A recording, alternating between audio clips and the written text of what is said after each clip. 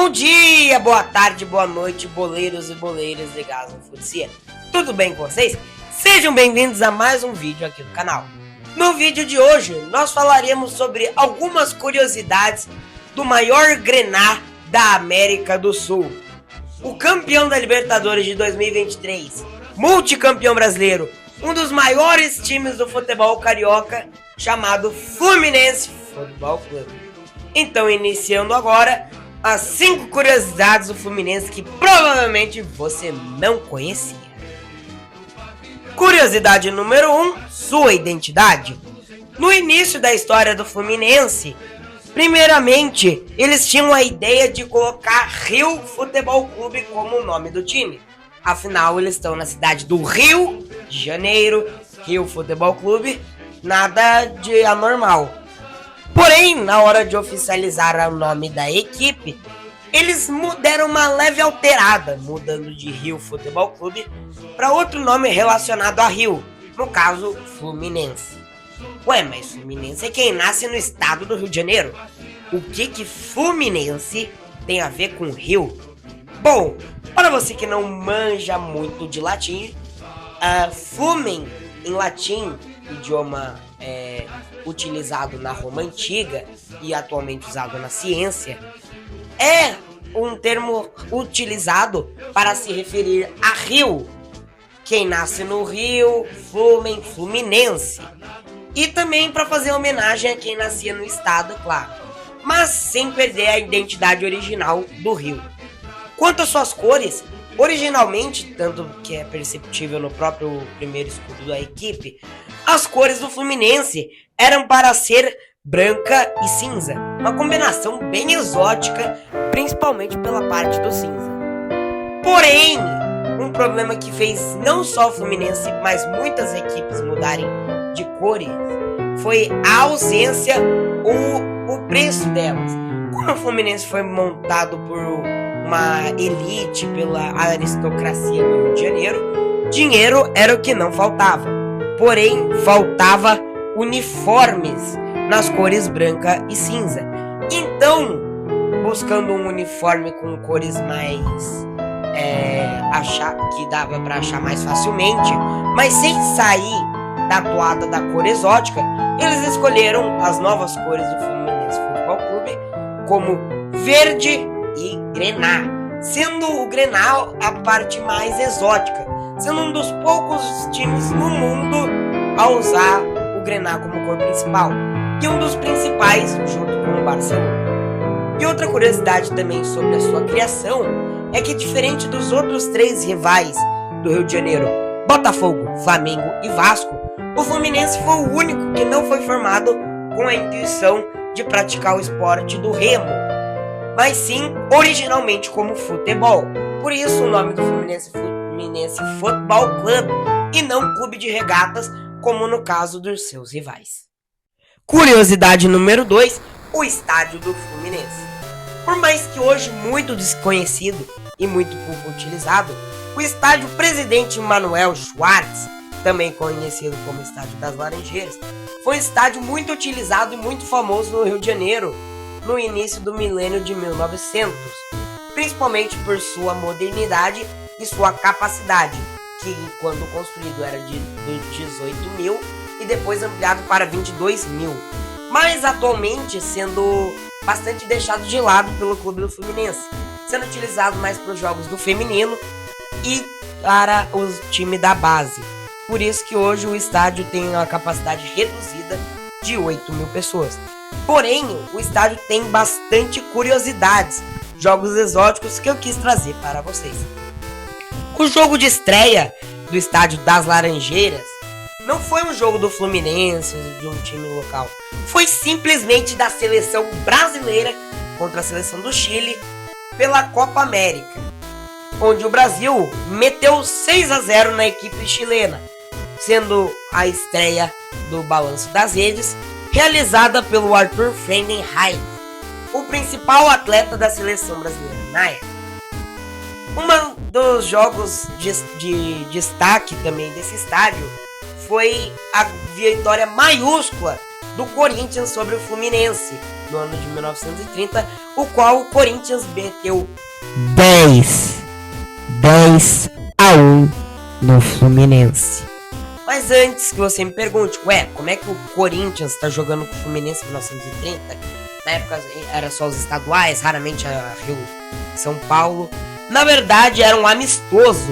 E não era o Corinthians paulista que eu estava falando, e sim o Corinthians Casual. O time inglês que usa marrom e rosa e que inspirou o nome da equipe corintiana.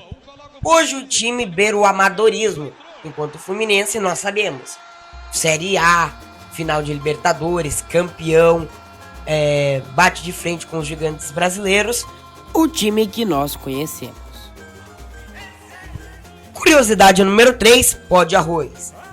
Um dos apelidos mais famosos e pejorativos do Fluminense é o apelido pó de arroz. Mas de onde vem esse apelido? O que é pó de arroz? Bom, também me bateu essa curiosidade e eu fui pesquisar. Eu achei duas fontes diferentes, duas respostas diferentes, ambas envolvendo o atleta Carlos Alberto. A primeira delas envolve a equipe do América do Rio de Janeiro, que formou o jogador nas suas categorias de base e acabou vendendo para o Fluminense. Então, em uma das partidas do Fluminense, o qual o atleta foi escalado, era contra o próprio Mecão. E a torcida, relembrando da época que o jogador vestia a camisa vermelha, começou a chamar ele de qualquer coisa, principalmente apelidos racistas. Porém, ele tinha uma tradição meio esquisita, que era conhecida ali na equipe do Mecão: usar pó de arroz ao invés de creme de barbear, para cortar a barba. O que, apesar de hoje ser muito esquisito, na época era até que comum, mas para as pessoas de baixa classe, já que a aristocracia não tinha muito essa tradição. Então a torcida do Mecão começou a chamar o jogador de quê? Começou a chamar de pó de arroz. Só que o apelido acabou pegando e ficou para a equipe do Fluminense também. Mas também temos a outra teoria, também envolvendo o jogador Carlos Alberto. Carlos Alberto, como eu disse anteriormente, sofria de racismo. Afinal, sua pele era mulata. Então, num jogo contra o Flamengo, querendo evitar esses xingamentos, ele se pintou com pó de arroz para parecer um jogador de pele branca. Só que no meio da partida, com todo aquele suor e ardor do jogo, acabou saindo o pó de arroz. Daí a torcida percebeu e começou a chamar o jogador de pó de arroz, apelido que acabou caindo no colo do clube e se mantém até hoje. Curiosidade número 4, a rivalidade com o Flamengo. Uma das rivalidades mais cobiçadas do Brasil. Mais de 400 jogos, 167 vitórias para o Flamengo. No outro lado, para o Fluminense, 144 vitórias e 148 empates. O clássico que estou falando sobre é o grandioso e famosíssimo Fla-Flu. E... Pera aí. Da onde que vem esse apelido? Fla-Flu. Tá certo que pega a inicial dos dois times, Fla e Flu. Mas quem que inventou esse apelido? Da onde surgiu? Bom, na década de 50, época que samba e futebol estavam ainda se aproximando, o jornalista que dá o nome do estádio do Maracanã, Mário Filho, criou o termo Fla-Flu para resumir o nome do clássico do Flamengo e Fluminense. Só que acabou pegando esse apelido. E na partida em questão, que havia sido falado sobre, o Fluminense venceu o Flamengo por 3-2. E, muito por causa disso, a torcida do Fluminense começou a chamar o clássico contra o Flamengo de Fla-Flu. O Flamengo também começou a chamar o clássico de Fla-Flu. E ficou tão famoso esse nome, que até no próprio hino do Flamengo é citado o clássico Flamengo e Fluminense. Também conhecido como Fla-Flu. E a curiosidade número 5, para finalizar, a grande recuperação de 2009.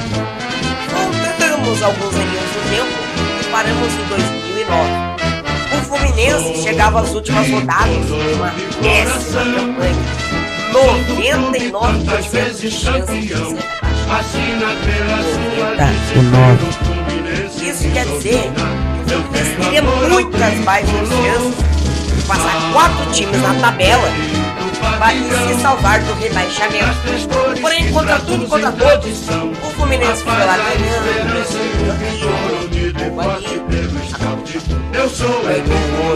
começou a fazer perigo, passou o primeiro, passou o segundo, passou o Santo André e acabou que chegou na última rodada, fora da zona de rebaixamento. Um empate para rebaixar o Coritiba.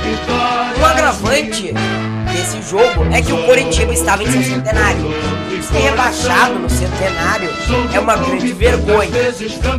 Sinto isso na pele. Mas vamos lá. Jogo no Couto Pereira. Confronto direto. Se o Fluminense ganha ou empata, tem sal. Já o único resultado interessante é a vitória. Vale tudo por uma vaga na primeira divisão. O Fluminense abre o placar com Marquinhos. Ainda no primeiro tempo, Pereira empata para a equipe do Chapéu. Apesar do gol, não é suficiente. O Fluminense se salva do rebaixamento. Hoje caíram em seu centenário. Mas vida que segue. Chegamos em 2010. As previsões apontavam o Fluminense como um possível rebaixado, um time que brigaria para não cair. Mas contra tudo, contra todos, o Fluminense se torna o campeão do Brasileiro de 2010, alcançando 71 pontos e garantindo a ponta do campeonato um ano depois de brigar pau a pau para não cair de divisão. Senhores, que loucura que é o futebol. Bom, boleiros e boleiras, esse foi o vídeo do final de semana. Não se esquece de dar o like, se inscrever no canal, hypar o vídeo aqui, por favor. As fontes sempre estarão aqui no final do vídeo e também algumas na descrição, para caso você queira checar a fonte, fazer alguma correção, etc. Outra coisa, vou marcar inclusive nessa barrinha do tempo aqui que tem embaixo. Eu estou tentando fazer um dos eventos mais canônicos da história do YouTube. Seria unir o VFF, Storble Football e o CDF em apenas um vídeo, um canal de 300 inscritos.